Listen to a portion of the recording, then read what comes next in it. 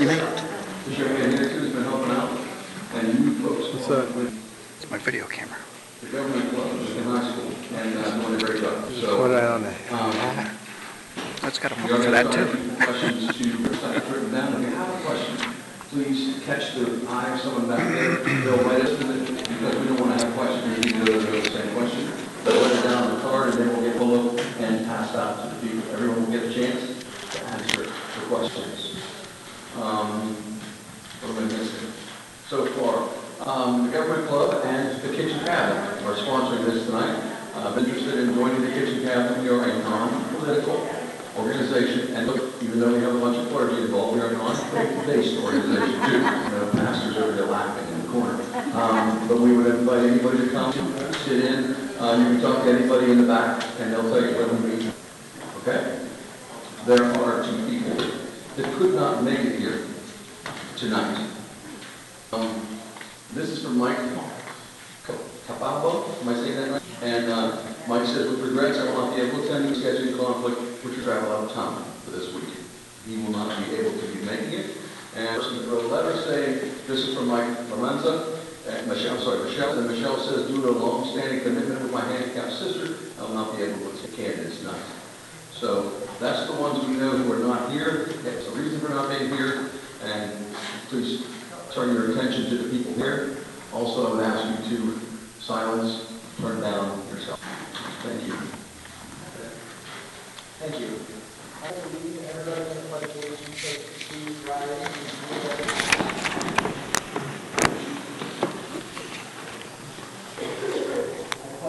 and flag of the United States of America, and to the republic which stands, one nation, under God, indivisible, with liberty and justice for all. Excuse me, I have to cover video sometime.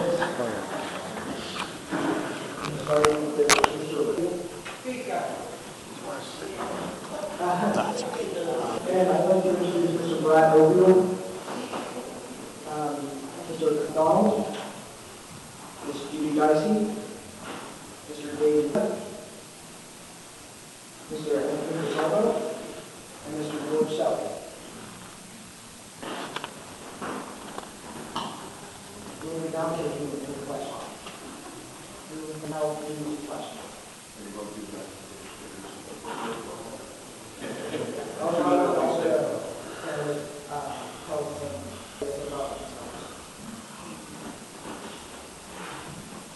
I want to thank the kitchen cabinet for hosting the event tonight, everyone for being here this evening. And I'm Brad O'Neill. I am filling out an appointment. I replaced Mr. Glenn Jones away. I took office in March, and I am running, obviously, for a term. We have a lot of work ahead of us in this borough. We will with vision, leadership abilities, and will promote teamwork. We will vote on issues and not personalities. And we need someone who enforce the ordinances and codes that have been on the books for a long time. And I would say over the last 8 to 10 years have basically been. If you walk down the main business district in Elwood City, you see buildings that are deteriorated to the point that some have to be evacuated. Some of them can be saved. I would like to, and my goal is to repair and repurpose the buildings that can be saved, replace the buildings, and remove the ones that can't, and with new businesses. Along those lines, it's unfair for properties to take care of their property and have houses or next to them that are blighted in whatever way they're blighted. It could be high fees, it could be absentee land, allow multiple people to live in there. And part of the problem, we haven't enforced the ordinances, we haven't done inspections, there needs to be. I will say that over the last month, you're starting to see some movement that way, and we need to continue that way. One other big issue that I see along economic is to continue to fight the crime and the drugs. There's teamwork among the mayor, the police department, and the task force, and you can see what they've accomplished. We need to continue to do that here as a borough council with all the entities around us to move forward. And And the last thing I want to really focus on, I'll get into, is the infrastructure underground. We need to do something like that. People's basements continue to get flooded with sewage, and we haven't solved that problem either. So we'll address that throughout the night. Thank you. Thank you, Mr. Rubio. I want to express my thanks to the Cook Kitchen Cafe, Lincoln High Government Club for again sponsoring a get-together so we'll know more about candidates. It's refreshing for me to see so many involved and interested in government because it's going to affect people in here. I have a long and diversified involvement in Elwood City, shown in my tradition. As I indicated, I think we need to pay more attention to our infrastructure, we need to be more attractive. As municipal government, we need to be at the forefront of after appearance in all of our operations. We also need to look long range at our community and to plan for our future. Orange County, the city has been steadily losing people. We need to find out why and try to correct the problem. We need to do that on a regional basis with our surrounding boroughs. Since our borough no longer has the increasing tax base for the whole area. We need to start sharing some of the costs that the borough assumed for many years as the regional leader. We need to find ways by working together with all of our neighbors. I have the education, the training, and governmental experience to serve as a member of council, so to look at the issues and make decisions which benefit the Old City community. Thanks. Thank you. My name is Judy Dyson. I'm currently completing my first term as councilwoman. During the course of my duties, I am the sheriff of the state, and I am caretaker of the borough's money. That's how I view myself. I did a comprehensive study of bills in the police department, and I discovered that there were abuses of the son. They were taken on vacation. They were in Florida. They were murdered. As a result, his funds were taken. And the borough, previous borough manager, that was a savings of over $4,000 a year to the borough. I know the electric rates were excessive. 0.0 surcharge in the winter months. 13.0 when you use them more. That didn't seem fair to me. I thought, yes, we managed to get that changed. It's now 11.49 the entire year, making it easier to budget for your bills, especially the individuals in our town who are on a fixed income. I helped to revise with Councilman Mancini and Martin Jones to do expenses. We've had payment programs to help our neighborhood programs and playgrounds, which we're going to our communities knowing each other. This is a way. Fix the playgrounds, you know who belongs in the neighborhood, you know who doesn't. Walk your children there. I would like to do more. I think government work and people with political philosophies come together and work, and not personal agendas, as we've seen, working together for the benefit of the entire community. Thank you, Ms. Icy. Good evening, my name is David Vicaria, and I hope to be a council person in this year. I'd like to thank the Elwood City Government, the High School Government Club, and Kitchen Cafe for doing this event. I am also the current vice president of the area Chamber of Commerce, so I deal a lot in business. I myself am a person, and I have a business perspective on how things, how I perceive things maybe could go. Mr. Ogle said that we need vision. I think I'm that person. I think I have vision. I think we have no concrete plan to propel Elwood City forward. And I think we're right now poised to propel us forward or to plummet backwards.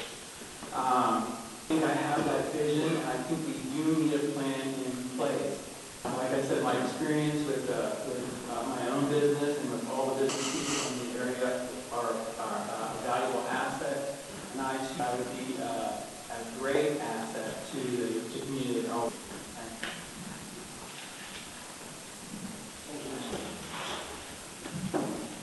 I'm Anthony Cardinal, Must-Be Deputy.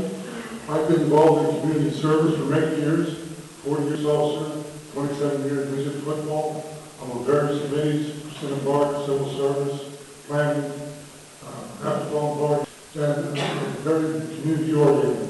What I plan to do my next term of office, should I be elected, is continue doing the best, and that is trying to develop our downtown and developing into, I feel, is we have to change our mindset, what type of businesses we bring in here.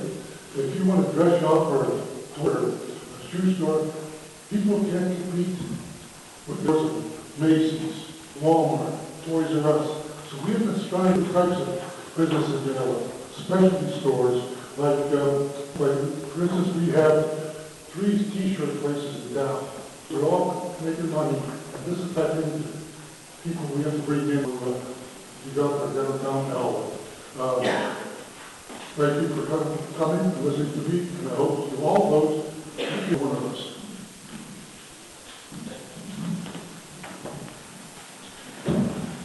First, I'd like to thank the Kitchen Cabinet, Lincoln High School Government Club, and mostly you who gave up your time to come here tonight. We all here appreciate it, and we value what your opinion. As Mr. Ovill said earlier about the central business district, the council has teamed up already with towns trying to figure out what shops can come downtown and what shops work downtown. They're working on that on a business need right now. I also been on council for a while now, 17 and a half years. I'm the only council person on council today. I see the downtown district going into the hazard before. We're a path, they were passed for good reason. And for one reason or another, they haven't been followed. But now with the borough manager and council, they're starting to be followed and enforced, and you can see it. It's one of the buildings hasn't closed already. I think good things are ahead, and I'd like to be part of it again, and I appreciate it. Thank you very much. Thank you. Thank you, everybody. Now, before we begin, the moderator Andrew will pass these out. You can take one out, pick one out yourself. If you pick one, please give it back to him so he can read it, and make sure that they have it too, if you like. Okay?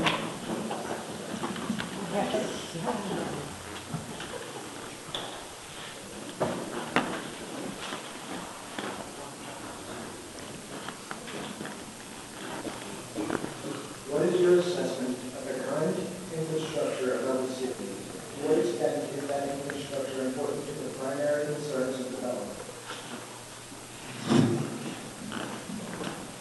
Glad you asked that question. The current assessment, my current assessment of the infrastructure of Elwood City is that it's been neglected for too long. We have codes and ordinances on the books for a long time. And there's people for this community for years are part of the problem. I continue to walk by buildings through the business district at this time. Turn the other way. Give it the eye test. Give it the eye. Some people must have been looking the other way for the last 15 or 16 years. Building on the borough, on the main avenue has been closed for 20 years, for 10. Another one had to be shut down and evacuated. These didn't turn bad overnight. One of the main reasons I am running, because as I came through town year after year, and I looked at those buildings, why isn't anybody doing anything to them? I said, then I might as well, because it looks like nobody else cares. So I'm here to tell you that's the second part of that is we have world headquarters in this town of Elwood quality steel. People from outside another country ride through Elwood City. What do you think they think about when they're riding down the main town to go over to the porch? Take a look for yourself. 50 eye test. Why has it been allowed to go that way? That's what I want to clean up. And the other thing that I told you about was, how about the infrastructure? How about the people's homes over in the park or on Prado or anywhere else when there's rain and they're backed up with sewage? They got 18-inch pipes going into 6-inch pipes, going to 8-inch pipes. And it hasn't been a map. I think they discovered Columbus's map before they discovered the map of the pipes underground here in Elwood City. Okay, and I'm serious about that. So there's a big job ahead of it, and you better have someone who's willing to make the tough decisions and get the job done. And I'm that guy. Thank you. 1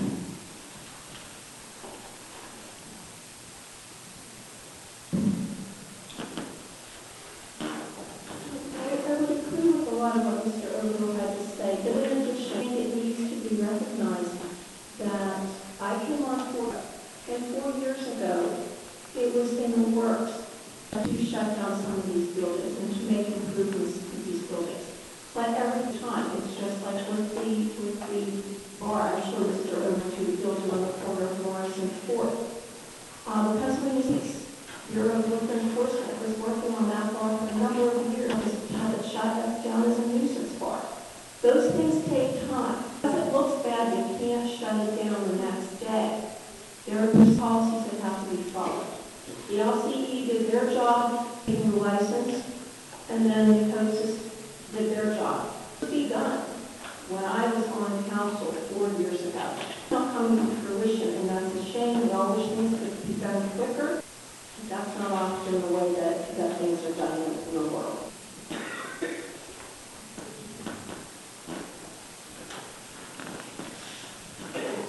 Infrastructure is an ongoing issue. It's nothing that's come up suddenly. It's an ongoing issue. And just like with your own homes, you have to do maintenance on your own homes. It has to be current and ongoing. I think that's an important thing. Same thing with the city. You can see around town they're really replacing gas. And these things do need to be done. They need to be done in a timely manner according to the grades. And they also have to be subsidized. We have to pay for it. We have to pay to have that done if we want to live in that's viable, active, and progressive. I don't say I have a concrete answer on actually how to do that. There are people to talk to and ways to go about finding out and mapping the best plan for that. And I just want to know that I'm smart enough. And like I said, infrastructure is an ongoing problem, and it requires ongoing maintenance.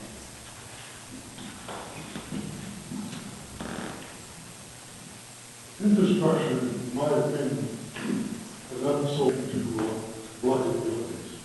Infrastructure is streets, sewers, gas, water lines, electric lines, bridges, and road. So these are the things that we should trade as well as the dwelling areas. Yes, we started recently to enforce some of our ordinances, which we had problems with, and I hope to continue doing this with the help of other members of council. No members of council to do anything, because one individual cannot do harm for herself.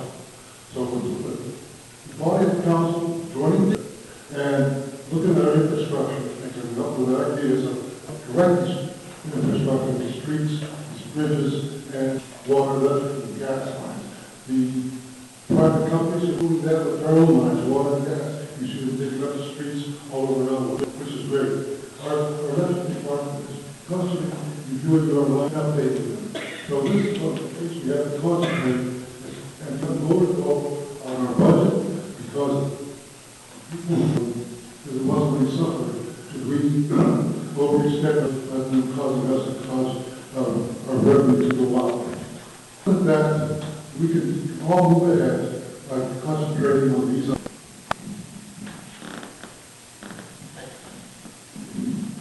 You see, there's not one person up there that will not have a problem with our infrastructure. Our problem also is getting it fixed with the staff. We are understaffed in the borough, and it's due because of finance. You know, we would love to hire 7 more people, but, you know, let's say we cannot afford it. You know, and we do have problems. We do have to get it fixed, and hopefully with this council and the new council, steps will be taken to start to fix these. I wish that we had a wand that we could say, boom, it's fixed. We can go out there and just fix it. You know, and it'll be done, and we can do it in a financial way that wouldn't hurt the taxpayer. But, you know, it's a cost, it's a costly price that we're paid to do it, and we're going to just have to do it, streets, so many lines at a time, that, like we brought up earlier, we have started, and definitely let's get it.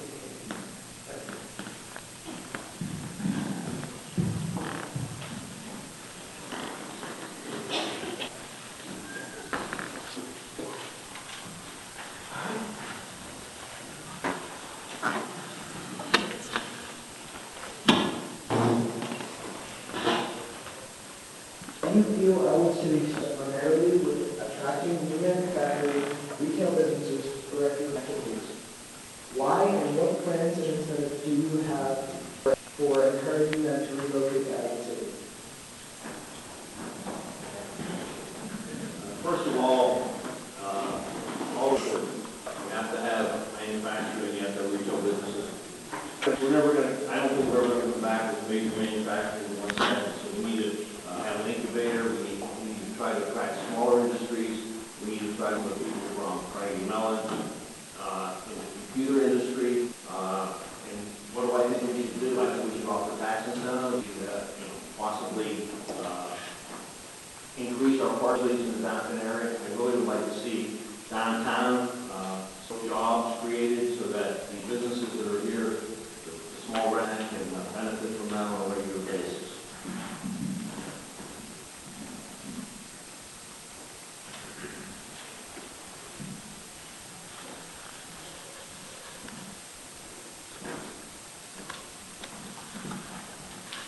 I don't think anyone is going to disagree that we need to get closer to the area.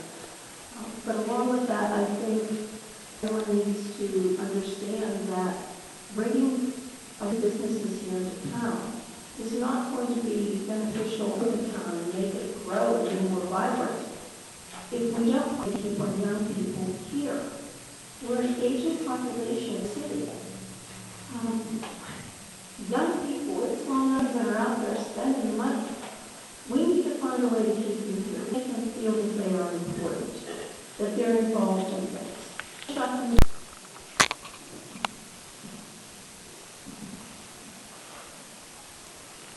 I am a basic optimistic person.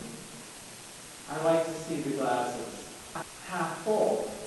I think one of the biggest problems that we have is perception.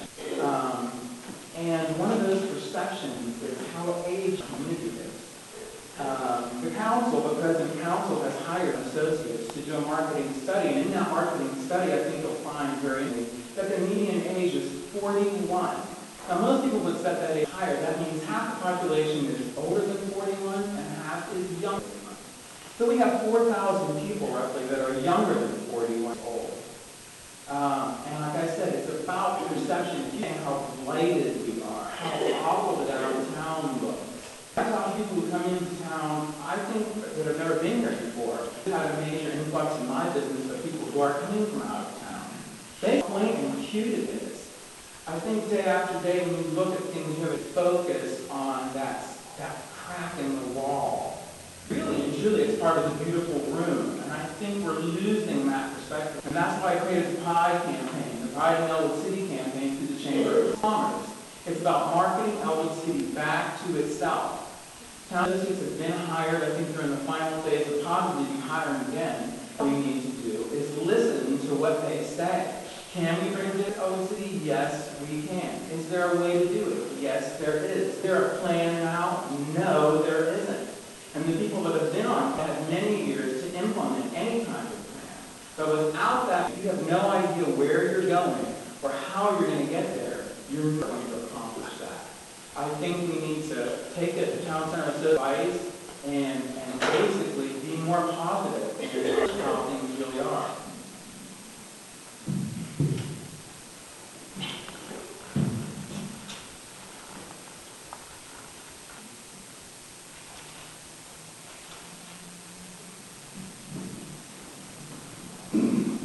Answer to the first part of the question about attracting new manufacturing, retail, recreational facilities, that's obvious, yes. But how do we go about doing that?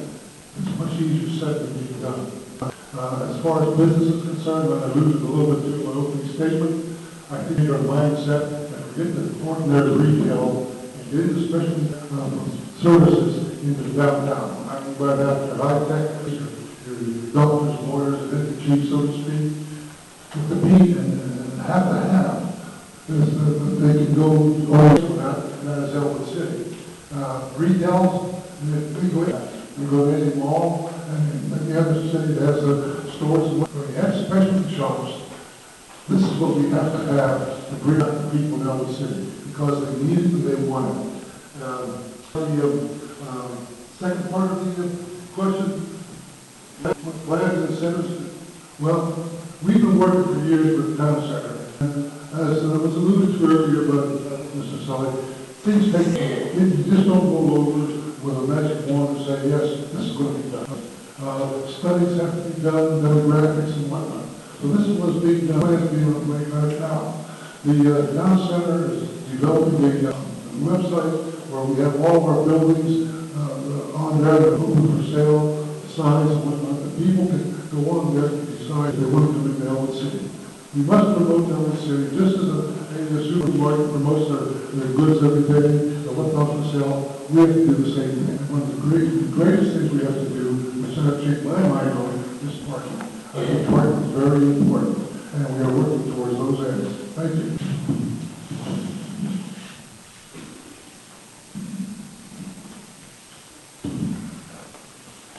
Mr. Carlos, and it was mentioned earlier by others, we did town centers who specialize in retail business and other business that we should bring in, and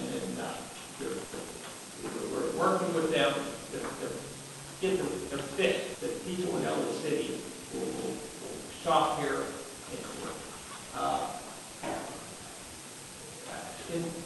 Incentives or encouragement them to relocate. I mean, we gave tax abatements to those people. Parking is a big issue. We're going to have to tear down some buildings and probably the parking lot for people to come here. Parking is going to be an issue for years, but hopefully that we do solve it somehow. And we need ideas, we do need some new ideas from outside people like her and other organizations.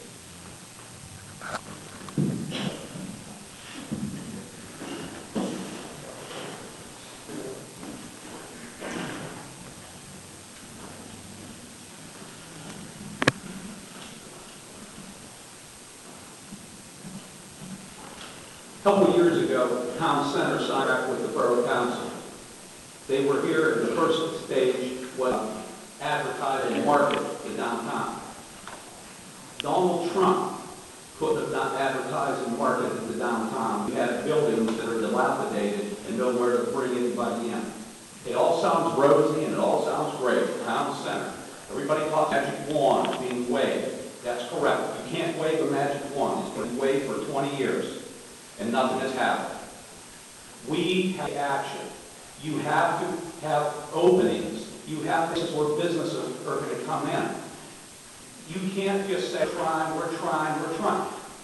We're trying for years. If you don't have a change, and this is what I learned, and if you read my resume here, you'll see I've been in charge, I've been part of a team, I get things done. There's people who make things happen, people who watch things happen, and people who wonder what happened. We have people in the last two groups. I'm in the first group. Make things happen. We'll work with town center. We just re-upped with them. Talked around the city. But the guy who was there here with me said the same. We're looking at a building. What are you going to do with it? It has to be refitted, refurbished, or replaced. There's no answer. So, we have to move forward. We have to get up.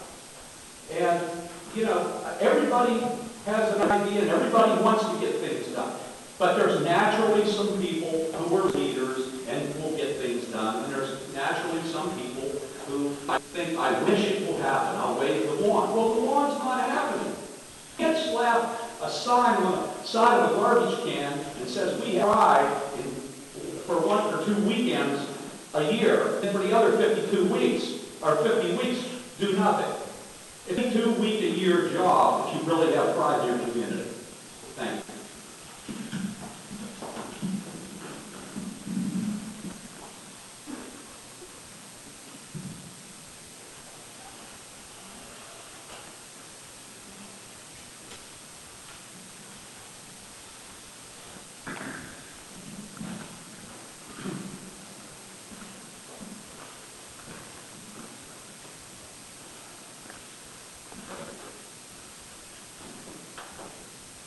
Recent building was deemed unsafe and was condemned, which allowed only a few hours for tenants to move.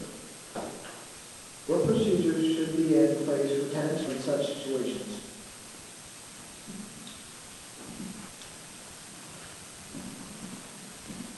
I'm not going to, but I know all the procedures and what should be done of everything that occurs in this town. But I think that the people that are the people that were here. If the building is condemned, then each door they tell you what the procedure is, what the net is. And I think that, it's a shame that those people were evicted with, from what I understand, was 3 hours notice. I was not told where that came from. Did that come from the individual who determined that the building was unsafe? Or did that come from our local code system? Did that come manager's office or some members of council? I believe that I'm not arrogant enough to think that I know about everything. There are people that know more about certain issues than I do, and I defer to them. So for this question, what procedure in place for tenants' rights, I think tenants do have rights. And I think and I think the tenants know that. So if they feel aggrieved, take the next step. But I'm not going to sit here and that I know exactly what should be occurring when those individuals are told that their home is not safe.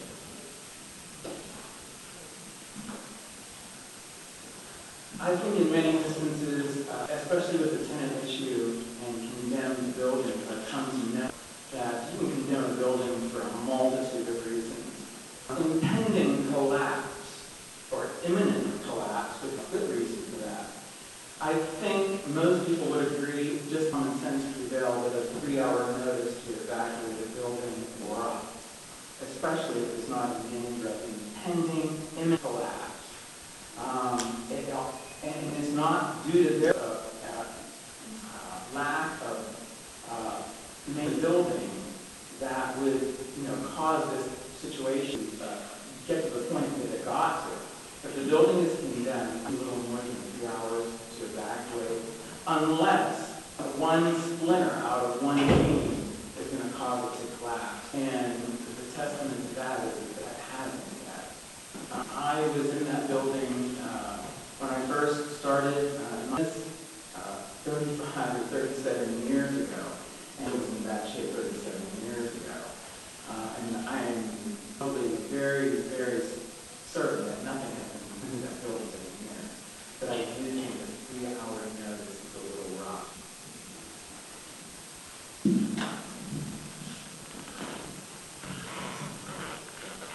I think that each building is endeavor should decide on its own merits. How we can make a fast rule that says this is going to have every building. Some buildings are going to be more dangerous than others. You can't let the people stay in there and wait for a period of, say, 10 days or 15 days, that you would have that type of resolution. I think you should look at each bill myself. In this particular case, it is very dangerous. And should we give them, say, a week or 10 days, who knows what could have happened in that period of time? The building could have caved in. And then we'll say it'd be a very big lawsuit. Sure, we got slapped in the face because of the only short time of 3 hours.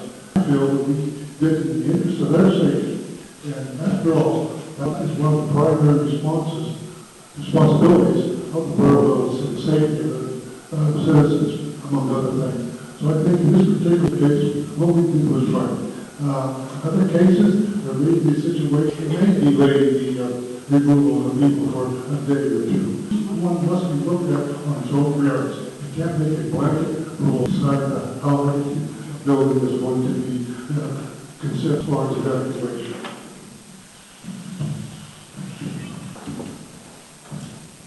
First, let me say that I do support you for taking that day. The engineers went through there and deemed that the electric was bad. They found on the second floor a bocce court. And it was just weakening the wall. It couldn't hold it. Sure, it hasn't fell, thank God it hasn't. As far as the family, the borough manager and everyone tried to do the best that they could. Contacted the Red Cross, Salvation Army, the Newcastle Housing Authority told that family that they would put them up in Newcastle for 2 weeks until the housing in Elwood City got ready for them. They elected not to pay it. I feel bad for them, but, you know, we have to look after the people that live here in Elwood. If the borough would have known that building was in such bad shape and did nothing, God forbid, if it collapsed, it all came back to the borough. And they would say, why didn't you do something? Why didn't you get that family out of there? You know, kids in there. You know, the borough has to be concerned about the residents. And I support the actions of the borough manager, engineers, our engineers, and everybody who is involved in it. Thank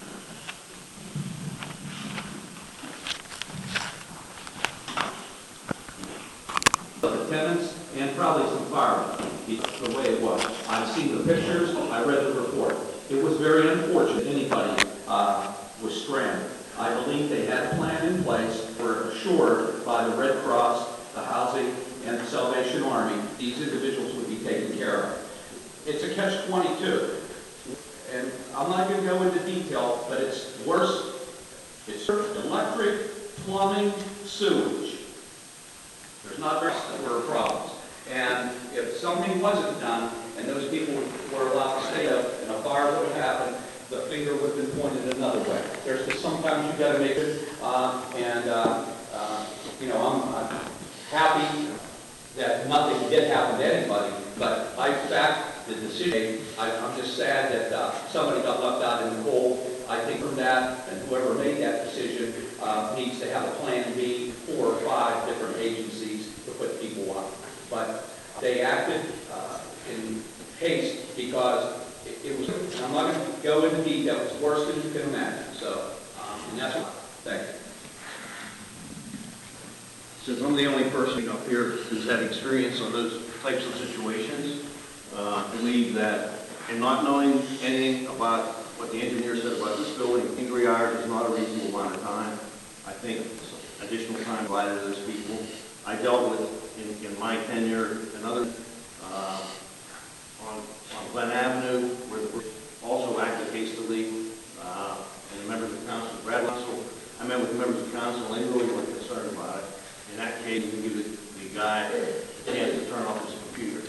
I think that the borough needs to be more reasonable when they're dealing with shutting off electricity in certain situations, emergency situations, all of that. But certainly people need to be, the people need to be, and you need to care for them so you do have access for them to stay.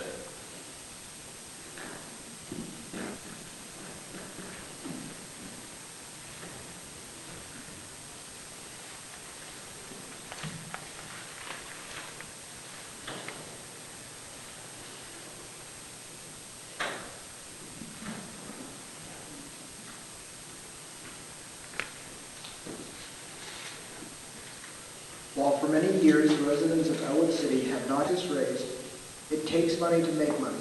Phrase holds true. What resources might you want to tap into in order to move the business district forward? Make money to make money, and like I said before, if you want to have sewer, you want to have gas lines, electric lines, you have for it. The taxes in our area are relatively low, and that's been a good thing for us. I think with the recent development of the plaza here qualifies us to be an enterprise zone. And enterprise zone affords low interest money. There's not any free money anymore, but there is low interest money that would be able to available to people area to take advantage of or tap into for business development. One of the things that we see that happened is with the employer, when you offer low interest, people take advantage of it. And I think that's one of the ways that can be done as it happens at the enterprise center. I can't add much more than Mary has stated, other than in situations such as this, we do not have the authority, so to speak, utilize tax dollars to finance business reconstruction stuff. There are, as was was stated, grants and loans, low-interest loans that can be got. There are rules and regulations governing these, of course, and most now has referred to the low and middle income people. So anything that comes down here has to be as a result of people, if they want to open up a business, you're low and middle income, would probably be available to get some monies from, which is low interest, or a grant. These are things you have to look into. As far as our tax dollars, we cannot do that. Lack of teamwork with economic development on levels. Linda Nitsch, who I work closely with, is the executive director of the Learning Center. I work with economic development. There's RACP dollars, many other grants and loans out there that we've never tapped into over the years because we did not work with economic development on the ground. Representative Gibbons' office, Senator Vogel's office. We have to get them to the table. There's monies out there. There's grants, bribes, loan money. There's revolving loan money. There's a lot of these that are out there. We have to have our grant writer write grants conducive to what we want to do in economic development also. And there just needs to be leadership to go at it. So there's monies available that can be used for these things. Just have to tap into it and bring everybody in, settle up, and get done instead of ignoring it. I think the city or the borough has to develop a plan based on even from concept or associates with, and I am not privy to that information. But we need to have a plan, we need to follow a plan, we need to take advantage of everything that's out there.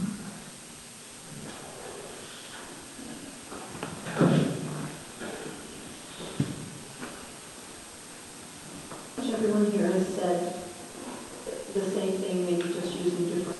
We're trying to promote the town. Of course, we want businesses to come in here. Also be concerned with doing what we can. Maybe we cannot put money to the individual, as we say, in the form of cash flow.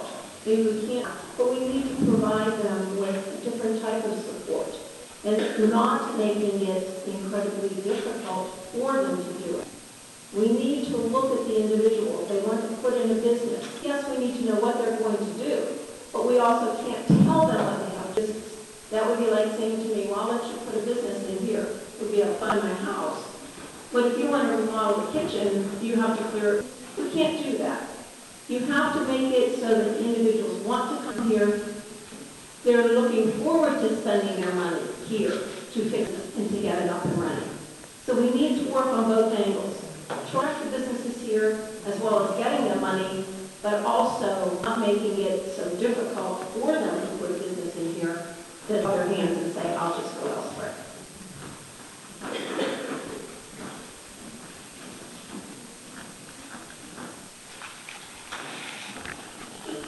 You're the regional culture of our town.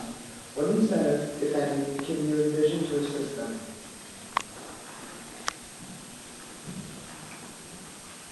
The only way that we can help a small business in town, I think, is to keep their costs down. By that I mean, keep rates down, keep our taxes down. And that's what we've been trying to do in the past 7, 8 years before that. As far as monies, as was stated in the last question, they are available, but not through the tax. So my only response, like I said again, is keep their power to have them continue on in their business.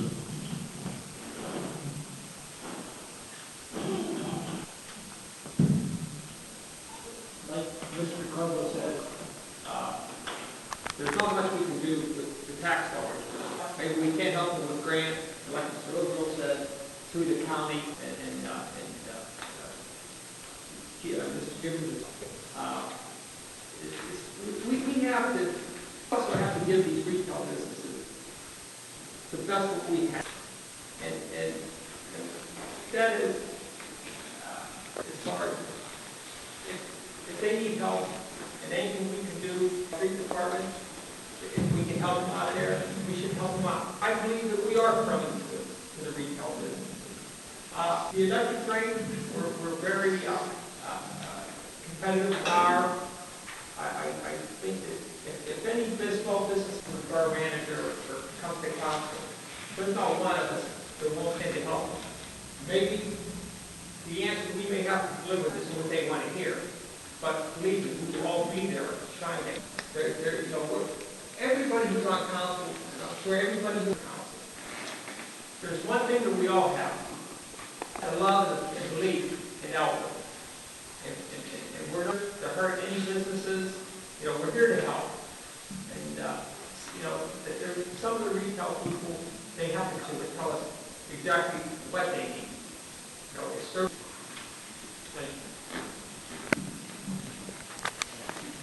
If they want to make improvements, low-interest loans, forgiveness, I would encourage them to work with the chamber.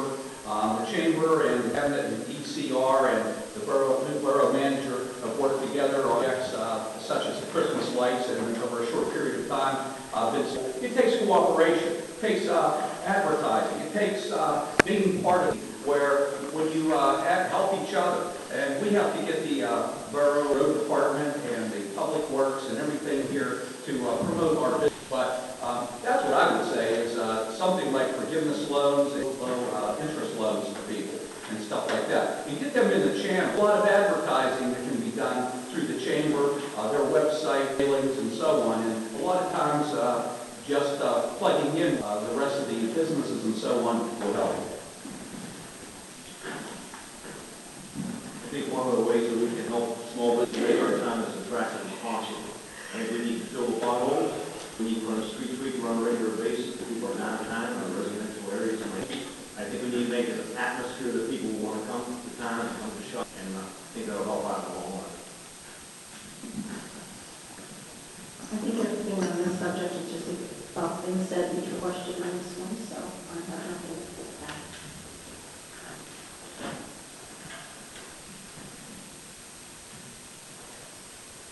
I think one of the concerns that we have in existing businesses, if you're talking about an existing business, I don't know if there's anything that we could provide, but for encouragement for new businesses, some are working on at the chamber right now, and that is a business packet of those interested in relocating to our area that includes all the traffic information that they would need, building permits, where to go, contact, all that pertinent information that you would need and start.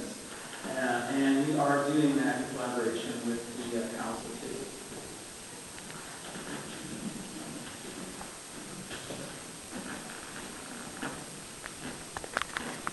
$1 million community grant, unspecified for a specific project, what would you choose to spend the money on first? Thank you. Quite a few people in this room know that we did get some gas lease money. And we were attacked. We were attacked by people saying, you know, we need this, can you use it for this in recreation? We need this for recreation. We need benches for the across the street. To answer, you know, what we would use, it's hard to really answer right away. I mean, probably like we spoke before, some of the infrastructure that needs to be done, we have to find somewhere, whether we have to get some businesses and fix up our municipal building first. So there's a lot of room here that we can do for ourselves. We clean it up here. You know, we have, I'm sure there's street department. I'm sure the street department has a wish list. I know they do. I mean, like I said, and I'm sure that maybe half here will come and say, we need this money for this. And maybe that we can help the businesses downtown and allow them, you know, with that grant.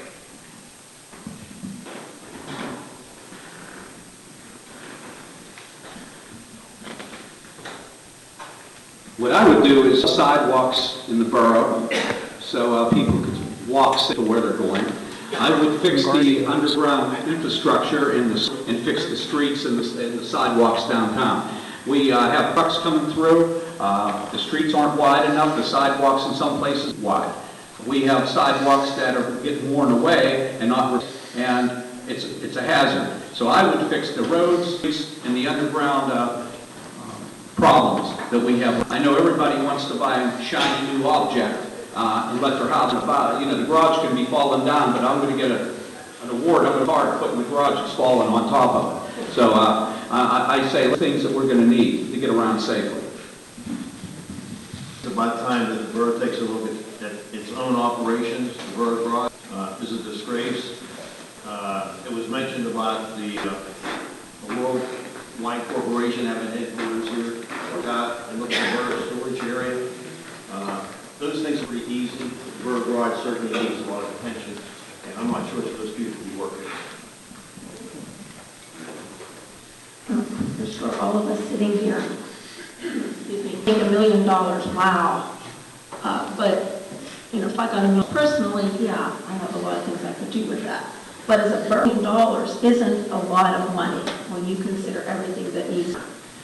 So perhaps if we prioritize the things that need to be done first and foremost, because the dollars is not going to spread too far. We need to fix this. Yes, we need to fix the downtown business area. Perhaps help, if it's unspecified, we can help a store fix up the front of their buildings, make this town look a little like not, this is early American, this is Tudor, this is what. Make them kind of look like you want to be, like we did in years past when our downtown area was just really jumping when you had holidays, the shopping. Try to bring that back, but $1 million isn't going to do as much for a town as $1 million is for me. You just need to pick and choose what you feel is the most important at that time. Well, I have to agree with Judy on that one. $1 million today is not, especially when you're talking about a municipality. But here's an idea. Here's an idea. Why don't we take some of that money and maybe put it towards a marketing campaign for our city? We have a lot of amenities here. We have a hospital, a library, a full recreational facility in the park. We have a lot of things. We have low housing taxes. Who knows about it? You start a marketing campaign, it's not going to cost $1 million, but places our size usually spend about $200,000 for marketing campaigns. That's our successful team that do that. But let people know that we are here. We have taken that in the chamber as part of advertising and offering what the city has to offer. That coupled with the town associates marketing study could also entice them to come here. Nobody knows that we're here. Nobody knows anything we have to offer. We're never going to get anywhere. And that's money that, like Brett, is nothing tangible. It's not a shiny new object, but I help propel us into the future. We don't have to spend the whole $1 million, but we should spend some of it on that. And I think that might be a good first step.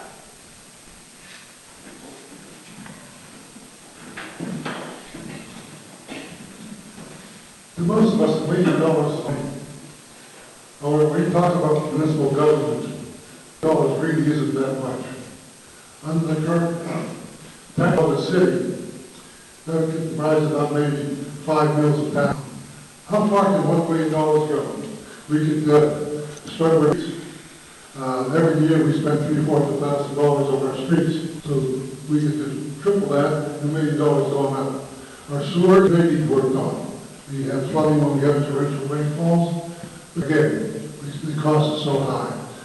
So the $1 million would have to price all the jobs that are involved in LLC that we have to do and make a decision, right, wrong, or indifferent, as to which is best for the money being used. So it's how we spend our money, get the biggest bang, and that's going to be a very difficult thing to do, but so much that has to be done. So look at $1 million as not a lot of money.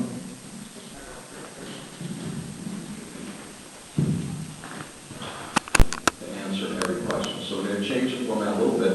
We're going to ask the audience to pick a question, and those people on the panel here who want to participate can do so.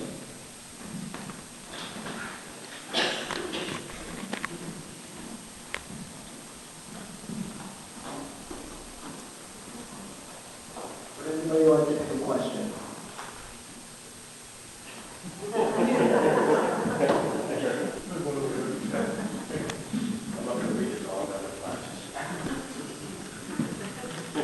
Oh, we should pick the answer first. Pick it out, you'll read it. Yeah. Yeah, you better read it. My argument was. How would you organize and implement a better communication system within various local governments, i.e. council, chamber, business, schools? I'll take that. I'd be so happy. I'm real happy to take this question because it's something that we've been working on with the Pride in Elwood City campaign. Through the Pride in Elwood City campaign, we have the chamber and council after years to act collaboratively, also with economic development. People are now interacting now on a more positive note, in a positive direction. Are there going to be bumps? Yes. Are there going to be agreements? Yes. And that part of that discussion is good. That's what fuels new ideas. That's what fuels solutions. I think that just the act of we have for instance the chamber. There was a few of us that sat on the steering committee for the Town Center Associates Board. We have the borough mayor that sits is invited to sit on our committee, primarily the marketing committee for the Chamber of Commerce. So there's lots of interaction going on, and I think the more that we can foster that, it's good. I think the onus lies on the shoulders of the council in regards to this question. And so, as such, council would first have to take the steps to say, we're going to get it done. So we would have to meet each one of these entities and out of the meeting have a delegate to form a committee of communication committee so that we can discuss all the problems in the borough of Elwood City.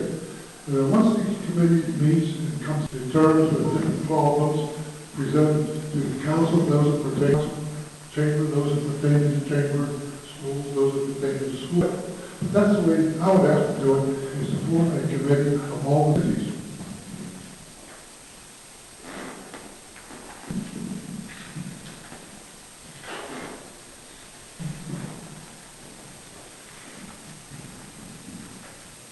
Well, I believe as far as the borough goes, and I see the Secretary of the Chamber of Commerce here,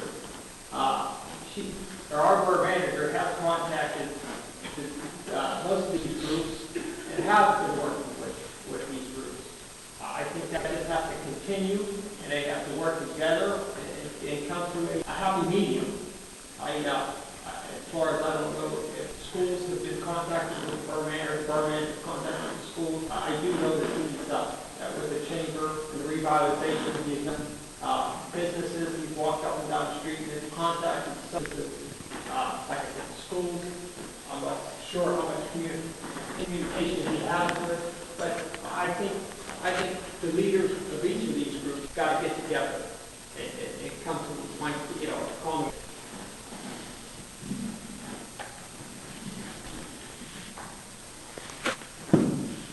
I think that all these groups need to get together and discuss things and come to a resolution. I think a very important part of that is each one of those members of the group needs to know that is saying it's all about me. That's a flaw. You have to be willing, if you have 3, 4, 5 groups that discuss an issue, it's not all about just what you, as a member, want. You have to be willing to work with the other members of that group. You have to be willing to understand that you may not always get it done the way you want it done. But if there's a compromise, and that's going to get something moving forward, you have to be willing to do. You have to be willing to say, maybe my way is the only way, and be willing to accept it if it isn't. Like I said, it should have been done. People were talking about it. They've had a chance to do it. It hasn't. I'll guarantee you it will get done.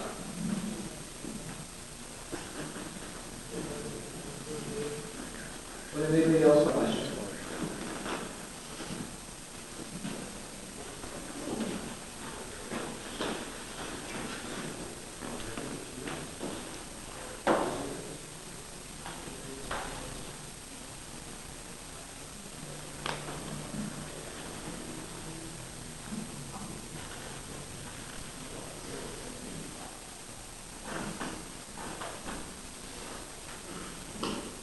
There seems to be a lot of going on in Elwood City lately. One side says we are tearing down too much, downtown, while the other side says vacant lots will be attracting residents to Elwood. Where do you stand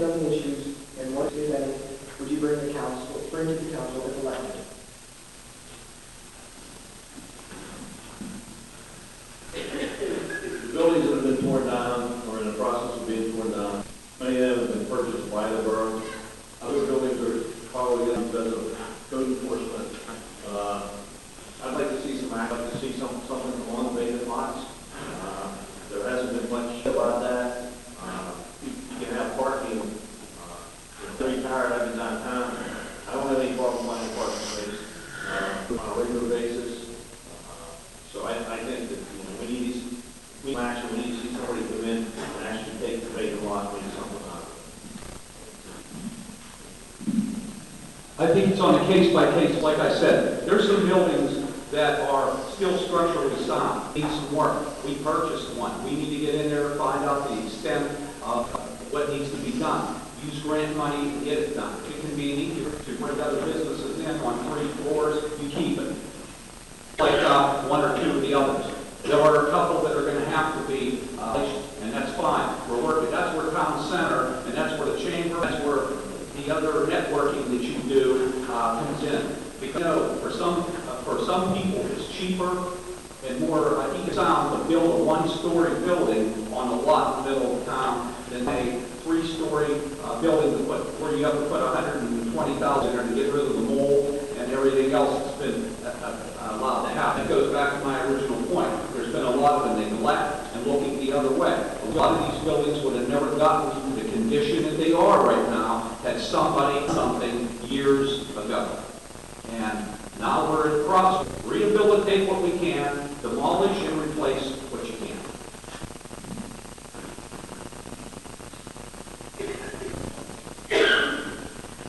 The demolition of the buildings. One of the things we have in our town right now is charm, and one of the things that we have are buildings with architectural interest. As a business, if you're spending $120,000 to buy a building and knock it down, you're going to spend another $60,000 or $80,000. You're looking at a $200,000 lot. I don't know many people who are in a position to spend $2,000 for a lot to put a building on it that's going to cost at least $300,000 to $500,000, and then to stock it with merchants. I'd rather pay $500 on a building and need a little bit of paint and try my business out. I think I'm very careful about buildings that we knock down, and the reason that we need to knock down. Parking always comes up as an issue. And the next Center Associates, they address the parking issue. You have to listen to whatever it is that they're saying. I say, just like Mr. McDonald said, we should only have a parking problem here. Have you been to Shadyside? There's people driving around the block for half an hour. Why? Because there's something there that they want. I've never had a problem parking downtown. You're putting a lot of times the parking for the porters. If you tear down all your buildings, I might propose an airport. They tear down that last building at the end of the block. There's, from Martin, there's a coffee shop, we have the library, and if you tear all the building down, back in the strip. And we can put a terminal right there. That will bring business to Elwood. You have to be really careful and watch